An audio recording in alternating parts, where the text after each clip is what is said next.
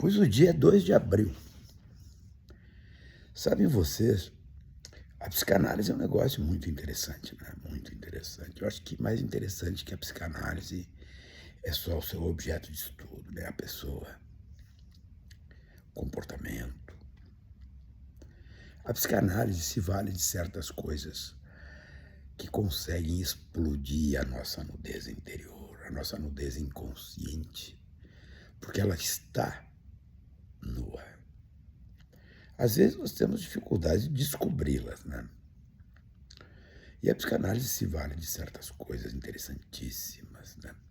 As alegorias, né? As alegorias. O que é uma alegoria, né?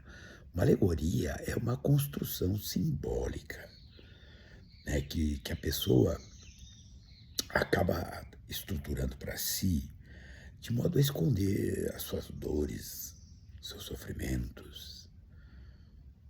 Mas ao esconder, quando eu trabalho o tema da alegoria, eu puxo tudo para fora e compreendo quem eu sou. Tem gente que vive os sofrimentos, apresenta as suas alegorias para os demais e jamais as compreende.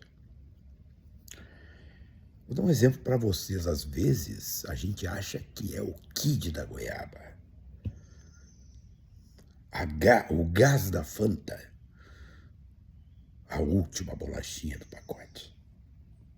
Tá cheio de gente assim. E a vida, por circunstâncias que às vezes não dominamos e não compreendemos, nos coloca em determinadas posições que não só vão trabalhar para que os nossos sofrimentos sejam embalados com topzinhos cor-de-rosa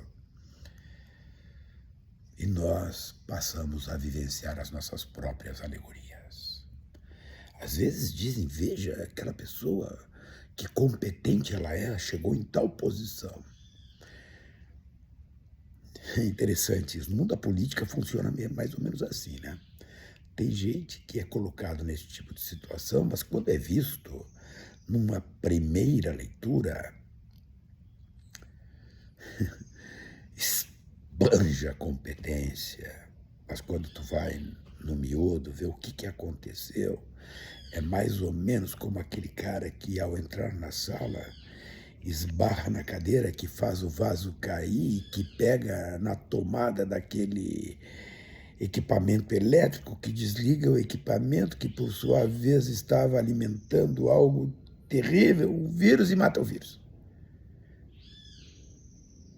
E todo mundo olha e diz, mas que habilidade, que capacidade de cálculo, que previsibilidade sobre os fatos e controle sobre esses fatos. E não, simplesmente o cara esbarrou em algo na entrada da sala. Qual é o problema? É que mais hoje, mais amanhã, a vida vai mostrar que o que aconteceu foi um esbarrão simplesmente que produziu aquela consequência que acabou sendo boa. Às vezes não são tão boas as consequências.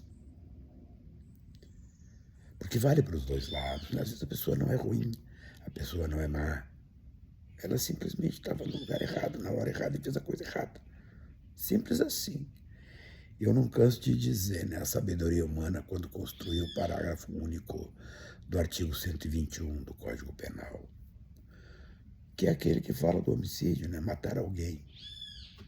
Matar alguém exige dolo, mas eu também posso matar pessoas sem dolo, com culpa. Onde é que isso foi escrito no parágrafo único? A pena é menor, mas é pena. Por que eu estou falando tudo isso, gente? Porque nós vivemos um mundo de alegorias. Percebam que a psicanálise toma a alegoria como um elemento dado ao sujeito, como capacidade, como instrumento, como... Vamos botar nesses termos. Um artefato que, se bem compreendido, no caso estimulado pelo analista, permite à própria pessoa reconhecer as suas dores, as suas deficiências, os seus traumas. todos aqueles processos que fazem do sofrimento a expressão visível daquele sujeito. Então tem determinadas pessoas que com meia palavra, com meia conduta, com meia atitude, tu sabe quem ela é. Só ela que não sabe quem é. Isso no mundo da política, isso no mundo corporativo, isso no mundo das relações sociais. Isso é cotidiano. Quantos de nós conhecem pessoas que por estarem numa determinada posição pensam que são... Um dia a psicanálise vai recolher esses conceitos também. O gás da Fanta. A última bolachinha do pacote. Quantos conhecemos que são assim? Uns dizem que são dignos de pena. Eu não acredito nisso. Eu não acredito nisso. Acho que nós não devemos exercitar isso. E às vezes, a melhor das intenções, e as pessoas vêm e dizem, mas eu sou assim. E eu responderia, e eu com isso, cara pálida? Seja assim, mas perceba o entorno, as consequências daquilo que está sendo feito. Alegorias, alegorias. A literatura é pródiga em nos oferecer isso. A mitologia é pródiga em nos oferecer isso. A psicanálise junguiana recorre muito à mitologia grega para explicar certas coisas. No geral, a psicanálise bebe na literatura para tentar fazer com que certas pessoas compreendam aquilo que são. No mundo que caminha, do meu ponto de vista, para o andar lá embaixo, nós começamos a criar determinadas figuras, determinadas estruturações simbólicas que nos salvaguardam das nossas próprias bolhas.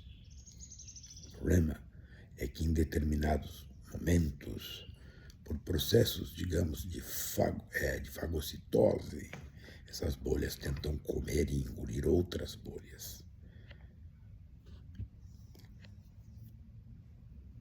Em certa medida, do ponto de vista da sociologia, isso vai ser explicado pela teoria de Niklas Luhmann, a teoria dos sistemas. Sistemas que se abrem e se fecham. Processos autopoéticos que constroem as relações sociais. Quem minimamente tenta compreender isso, uma coisa ganha.